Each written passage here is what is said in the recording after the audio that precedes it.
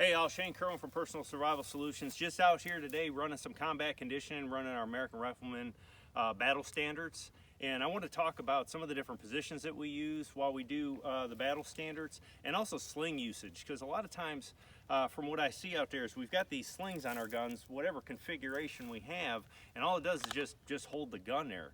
We can utilize this if we know how to manipulate our gear to get a solid, stable, and durable position, which is going to aid in our getting hits on target or on that threat.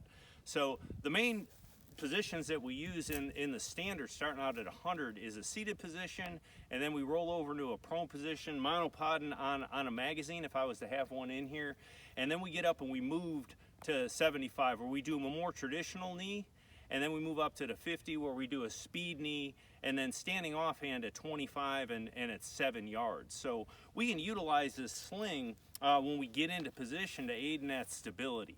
So I'm going to start with the standing position, and I'm going to move into all the way down into the prone.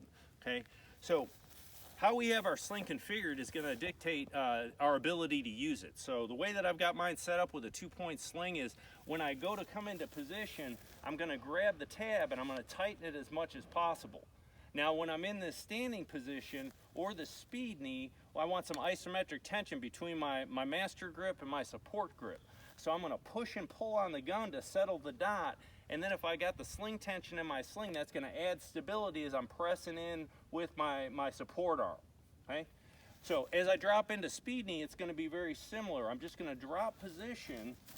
I've still got the sling tightened up, and I'm pushing, and I'm engaging my back and trap muscles, and I'm going to use that isometric tension to stabilize the dot by trying to tear the gun in half or stretch the gun.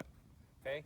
As I move into that traditional knee, I'm going to lean back a little bit more, and now my support hand is going to change.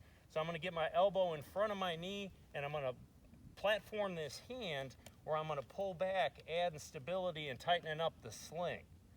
And then lastly, as I get into that prone, and I'm going to put a magazine in for this, I swim out of the sling, but we can also use it, depending on how much tension we have on it, to add that stability when I get into that monopod position.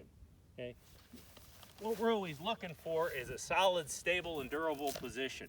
Being able to manipulate your sling and your equipment is an important thing to know as we're employing this rifle in the protection of ourselves and the people we care about. So there's just some tips. We're going to start doing a whole bunch more videos, so be on the lookout for them. Until then, we'll see you out on the range. Always be vigilant, always prepared.